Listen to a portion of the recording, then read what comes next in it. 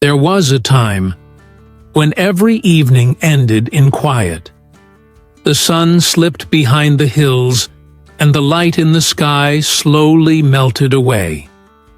Before electricity, the world did not rush to stay awake. It simply rested. You could hear it. The stillness, the creak of an old porch step, the hum of crickets, the faint rustle of a curtain moving in the evening breeze. Darkness wasn't something to fear, it was something to live inside of.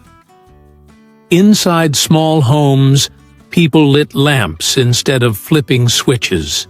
A match scraped, a wick caught, and the glow spread like honey across the room. The light was alive, flickering, breathing, soft. Faces leaned close to it. Conversations drifted slowly. The shadows on the wall danced as if they too were part of the family. Without electric irons, even chores felt human. In the afternoon warmth, mothers pressed clothes with heavy irons filled with hot coals. You could smell the mix of cotton and heat, a scent that meant care. Each stroke of the iron carried patience, rhythm, and quiet pride. Nothing happened fast, but everything happened with intention. Water was drawn, not delivered. At the well, the pump handle squeaked and groaned. Cool water spilled into tin buckets, splashing bare feet below. Children laughed, shaking off the drops like tiny jewels. That sound, metal, water, laughter, was its own kind of music. When the air grew heavy, people didn't hide inside humming rooms. They stepped out to the porch, searching for the evening breeze. Homes were built to breathe. Wide windows, shaded porches, thick walls that held back the sun. Paper fans waved back and forth, slow as a heartbeat. The air was warm, but it was real. You could taste summer in it. The dust, the flowers, the life. Without refrigerators, keeping things cool was an art. Clay jugs, wrapped in damp cloth, stood near shaded corners. The water inside stayed cold somehow, as if the earth itself protected it. Each sip was refreshing not just because it was cool, but because it came from effort, from remembering. Food was a patient thing too. Salt and sunlight did what freezers do now. Fruits dried on strings that swayed in the wind. Meat hung above slow fires. Every kitchen carried a rhythm, cutting, stirring, waiting. There was pride in that waiting. Evening meant gathering. No glowing screens, no background noise. Just a few lamps burning steady. A few voices sharing space. Neighbors dropped by because time allowed it. Stories filled the air. Not headlines, not updates, but memories, jokes. The kind of talk that stitched people together. And when the night deepened, silence became its own companion. No buzz of light, no hum of power. Only the world breathing. Trees, crickets, hearts beating in rhythm. Sometimes, when the air grew still and warm, people would step outside and look up. Without streetlights or neon signs, the sky was a miracle. Thousands of stars shimmered so close, it felt like you could touch them. The moonlight painted silver across the fields, and the quiet hum of the night wrapped itself around every roof, every soul. Inside, the soft glow of lamps revealed quiet moments. A mother sewing near a window. A father carving a piece of wood, shaping something useful.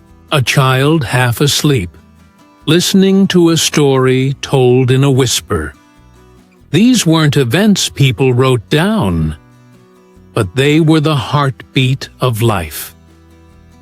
When news came, it traveled slowly, carried by a neighbor, a letter, or the steady hand of the postman. Stories arrived days late, sometimes weeks, but when they did, they mattered. People gathered to listen. They shared reactions, talked, reflected. The world moved slower, but maybe it felt closer. Music wasn't played by devices. It came from people, a fiddle, a harmonica, a soft voice humming against the quiet. No microphone, no electricity, just sound filling space. It wasn't perfect, but it was alive. The rhythm came from hearts, not from speakers. When storms rolled in, the world seemed larger. Without electric light, lightning lit up the sky like a painter's brush. Thunder rolled across the hills, deep and powerful. Families would sit together, counting the seconds between flash and roar. There was fear, yes, but there was wonder too, a reminder of nature's voice. When the storm passed, the night smelled clean. Rain dripped from leaves, frogs called in the distance, and the air cooled against the skin. It was a kind of peace that electricity can't create. Sleep came naturally, gently. When lamps were turned down, the smell of oil faded into wood and cloth. Rooms grew darker, quieter. Outside, the world whispered.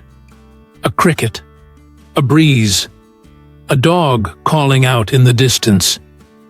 There were no glowing clocks, no screens, no hum. Just the soft weight of night pressing down in comfort. Morning didn't begin with alarms. It came with sunlight, golden, slow, steady. Birdsong replaced buzzing.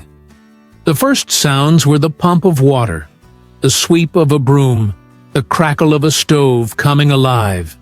Every sound meant something. Every task had purpose. People lived by the sun, and because of that, days felt precious. Work ended when light faded.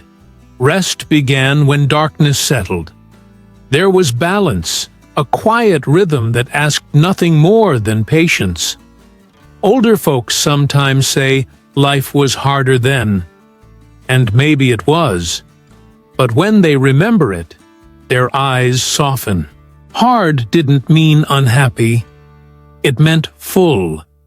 Every small joy, a meal, a laugh, a shared silence, shone brighter because the world was dimmer. Now, surrounded by light and motion, we forget what darkness gave us. But every time the power flickers out and we reach for a candle, we taste a memory. The flicker of flame, the hush of quiet, the warmth of being together in the soft dark. Electricity gave us comfort, but it also took something. The patience to wait, the peace in silence, the beauty of living by the sun and resting by the moon. Those nights before electricity, they weren't brighter, but they glowed with togetherness, with gratitude, and with a kind of light that no bulb could ever replace.